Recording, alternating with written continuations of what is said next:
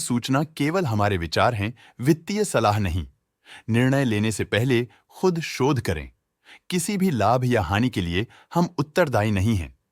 आज हम देख रहे हैं Venus pipes and tubes limited के 2025-26 Q1 की standalone financial performance. Starting with the sales, पिछले क्वार्टर से सेल्स में 7% का इंक्रीज हुआ है, मगर कंपनी ने पिछले साल के मुकाबले 15% का सेल्स इंक्रीज रिपोर्ट किया। Expenses 7% quarter on quarter increase हो गए हैं, जो साल भर के 20.5% के राइज के साथ अलाइन करता है। क्वार्टरली एक्सपेंसेस के कंपैरिजन में सेल्स इंक्रीज होना दिखाता है कंपनी ने अच्छा परफॉर्म किया। हालांकि सालाना कंपनी को चैलेंजेस का सामना किया। ऑपरेटिंग प्रॉफिट, जो पिछले साल के कंपैरिजन में -6.5% डाउन हुआ है, quarter on quarter around 7.5% increase हुआ है। Operating profit margin OPM annual basis पे -4% से डिक्रीज हुआ है और पिछले क्वार्टर के कंपैरिजन में 0% से इंक्रीज हुआ है। एक्सेप्शनल आइटम्स को ऐड करके अदर इनकम पिछले क्वार्टर के कंपैरिजन में -22% गिर गई, बावजूद इसकी ईयरली ग्रोथ लगभग 3 गुना हुई है।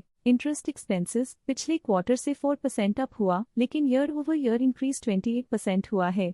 डिप्रिशिएशन कॉस्ट में 9% का क्लाइम देखने को मिला और ईयरली बेसिस पे 20% का इंक्रीज देखा गया। Profit before tax annually -9% decrease हुआ, लेकिन प्रोसीडिंग क्वार्टर से 4% बढ़ा है।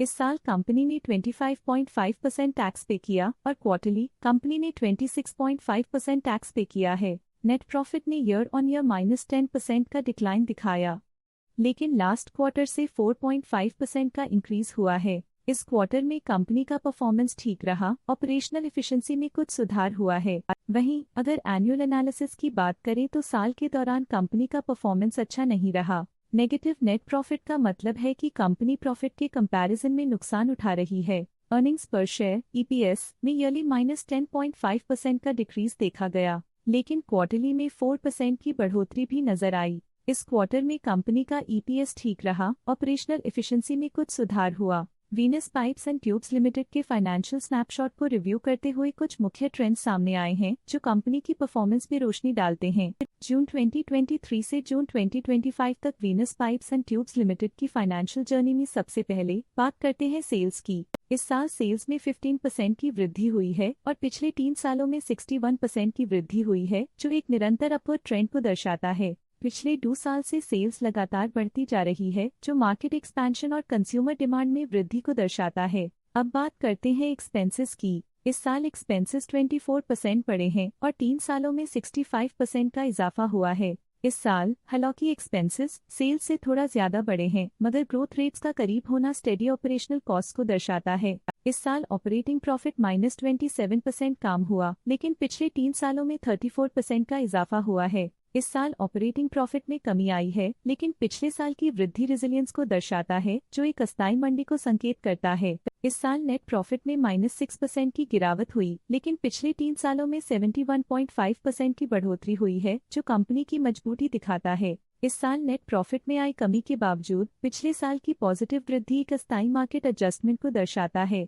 इस साल EPS में -31.5% की कमी के बावजूद लंबी अवधि में देखा जाए तो 22.5% की मजबूत वृद्धि हुई है। इस साल EPS में कमी आने के बावजूद पिछले साल की ग्रोथ कंपनी की मजबूत परफॉर्मेंस को अंडरलाइन करती है। चलिए अब बात करते हैं शेयर होल्डिंग पैटर्न की। वीनस पाइप्स एंड ट्यूब्स की शेयर होल्डिंग रिपोर्ट्स कुछ इस प्रकार की हैं, जो अननोन 2025 के तक चलता है। ये रिपोर्ट कंपनी के शेयर्स की डिटेल्ड जानकारी देता है, जिसमें promoters, promoter groups, foreign investors, public investors और सरकारी एंटिटीज शामिल हैं। पब्लिक द्वारा हेल्ड शेयर्स का परसेंटेज 31.55% से इंक्रीज होकर 2025 के में 31.99% तक का इंक्रीज से देखा गया। ये चेंजेस स्टेट है कि पब्लिक की इन्वेस्टमेंट कंपनी में क्वार्टर टू क्वार्टर इंक्रीज हुई है। जब कंपनी के शेयर्स का अधिकतम हिस्सा प्रमोटर्स, FII, DII या गवर्नमेंट के पास होता है, तब ये माना जाता है कि कंपनी मजबूत हाथों में है, जो स्थिरता और मजबूत समर्थन को दर्शाता है और इस मार्केट की स्थिरता बनी रहती है।